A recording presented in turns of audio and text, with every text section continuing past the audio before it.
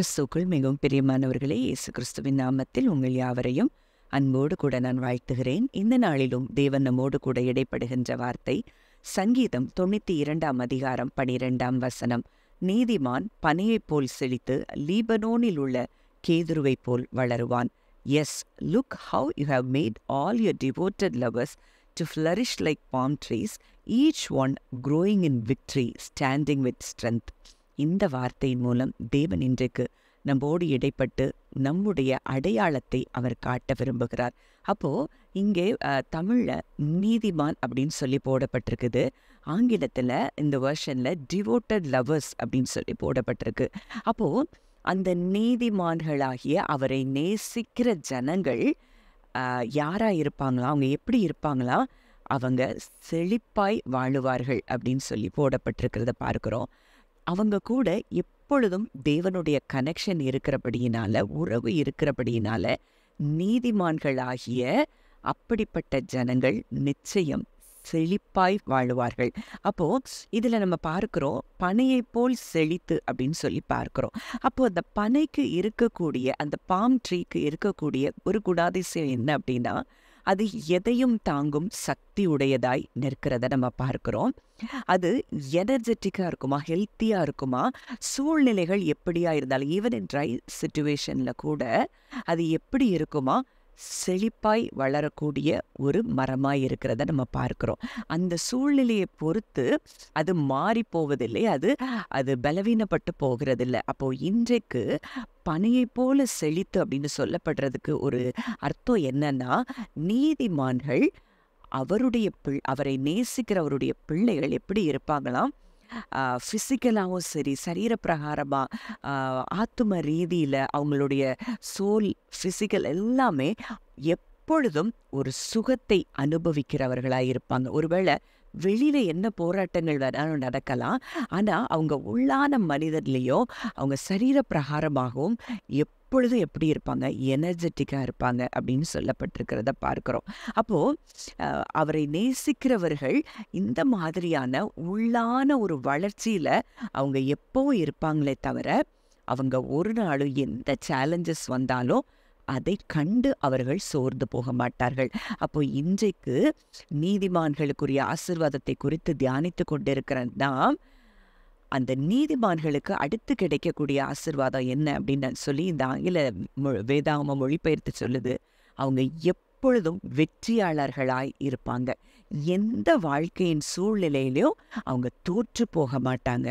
அடுத்ததா, எப்பொழுதும் அவருடைய பலத்தினால் அவர்கள் உறுதியாயிருப்பார்கள். ஏன்னா தேவன்தான் அவர்களுக்கு பலனாயிருக்கிறார். அவருடைய அன்பிலையும் அவருடைய வல்லமையிலையும் அவங்க பலப்பட உறுதித்தன்மையாய் அவர்கள் இருப்பார்கள். ஒரு பெரிய ஒரு செழிப்பை அவர்கள் பெற்றுக்கொள்வார்கள். சரி, இதெல்லாம் நீதிமான்களை குறித்து சொல்லப்பட்டிருக்கிறது. அப்போ இன்றைக்கு நான் யார் அப்படின்னு சொல்லி நீங்க யோசிக்கலாம். 2 கொரிந்தியர் 5:21 சொல்லுது, நாம் அவருக்குள் தேவனுடைய நீதியாகும்படிக்கு பாவம் அறியாத அவரை நமக்காக பாவமாக்கினார். இன்றைக்கு கிறிஸ்துவை நீங்கள் விசுவாசிப்பீர்களானால் நீங்கள் அவருக்குள் தேவனுடைய நீதியாய் இருக்கிறீர்கள். அப்படின்னா என்ன? நீங்க நீதிமான்கள் ஆக்கப்பட்டிருக்கிறீர்கள் கிறிஸ்து செய்து முடித்த செயலின் நிமித்தம். அப்போ நீதிமானுக்குரிய இந்த ஆசீர்வாதம் உங்களுக்கு சுதந்திரமாகிறதை நீங்கள் அறிந்து கொள்ள வேண்டும். நீங்க நிச்சயமா பனையை போல செழிப்பீங்க, எல்லாவற்றிலும் வெற்றியாளர்களாய் நீங்க இருப்பீங்க. எப்பொழுதும் அவருடைய பலத்துல நீங்க உறுதியாய் நிற்கக்கூடிய ஒரு ஸ்தானத்துல தான் தேவன் உங்களை வைத்திருக்கிறார் அப்படிங்கிறத நீங்க அறிந்து கொள்ளணும். அப்ப இன்றைக்கு நம்ம பலத்துல இல்ல, அவருடைய அன்பும் அவருடைய வல்லமையும் நம்ம மேல எவ்வளவு பெரிதா இருக்கிறது அப்படிங்கிறத நீங்க அறிய வாழ்க்கையின் எந்த சேலஞ்சஸும் உங்களை மேற்கொள்ள முடியாது. எந்த சேலஞ்சஸ் இன்னைக்கு உங்க லைஃப்ல இருந்தாலும் நீங்க அதுல நிச்சயம் வெற்றியாளர்களாய் மாறுவீங்க. Romans 8:32, ரோமர் 8:32, and this in the perfect righteousness that can be given to us when we believe in Jesus Christ, and it means that we are made right with God. Appo this is the perfect righteousness that can be given to us. Perfect righteousness நமக்கு கொடுக்கப்பட்டிருக்கு இயேசு கிறிஸ்துவை விசுவாசிக்கிறது நிமித்தம். அப்போ இன்றைக்கு நாம் பரிபூர்ணமான நீதிமான்கள் ஆக்கப்பட்டிருக்கிறோம். இயேசு கிறிஸ்துவை நாம் விசுவாசிக்கிறது நிமித்தம் என்று சொல்லி இந்த வார்த்தை சொல்லப்பட்டிருக்கு. அப்போ நிச்சயம் நீங்க நீதிமான்கள் என்றால் நீதிமானுக்குரிய இந்த பனைமரத்தை போல செழிக்கிறதும் லீபனோனில் உள்ள கேதுருவை போல வளர்கிறதுமான இந்த ஆசீர்வாதம் உங்களுக்கு சுதந்திரமாகிறது. Romans 5:1 Our faith in Jesus transfers God's righteousness to us and He now declares us flawless in His eyes. அப்போ நாம் இயேசுவின் மேல வைத்திருக்கிற விசுவாசம் நமக்கு தேவனுடைய நீதியை கொடுத்திருக்குதா.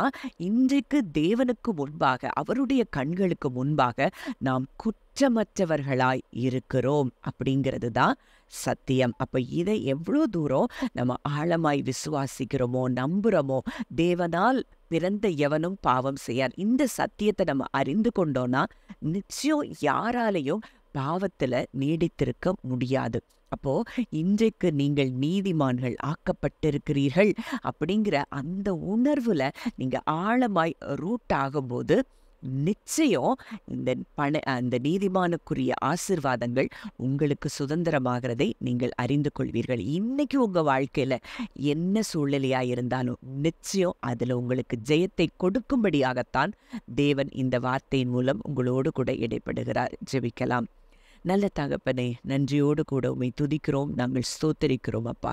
தகப்பனே, ஆண்டவரே, இந்த நாளிலும் உம்முடைய பிள்ளைகளாகிய அப்பா இவர்கள் ஒருவரும் உம்மை விசுவாசிக்கிறபடியினால் நீதிமான்கள் ஆக்கப்பட்டிருக்கிறார்கள் என்ற விலையேற பெற்ற சத்தியத்தை எங்களுக்கு நீர் கற்றுக் கொடுத்திருக்கிறீர் அப்பா. நீதிமானுக்குரிய அத்தனை ஆசீர்வாதங்களும் உம்முடைய பிள்ளைகளுடைய சிரசின் மேல் வந்து தங்குகிறதற்காக நன்றி செலுத்துகிறோம். நீதிமானுடைய சிரசின் மேல் ஆசீர்வாதங்கள் தங்கும் என்று சொல்லிதான் நாங்க பார்க்கிறோம்ப்பா. இனி அந்த சிரசின் மேல தேவையில்லாத நெகட்டிவ் தாட்ஸ் இல்லப்பா, தேவையில்லாத பயங்கள் இல்லை. அங்கே ஆசீர்வாதங்கள், சுகம், சந்தோஷம், மனமகிழ்ச்சி, தெளிவு, இதுதான் அவர்களுக்கு சுதந்திரமாகிறதை நான் பேசுகிறேன். நீதிமான் படையைப் போல செழித்து லீபனோனில் உள்ள கேதுருவைப் போல் வளருவான் என்று சொன்ன வார்த்தையின்படி கர்த்தர் இவர்கள் ஒவ்வொருவரையும் நீர் ஆசீர்வதிக்கிற கிருபைக்காய் நன்றி செலுத்துகிறோம். இயேசுவின் மூலம் கேட்கிறோம் ஜீவனுள்ள நல்ல பிதாவே, ஆமென்.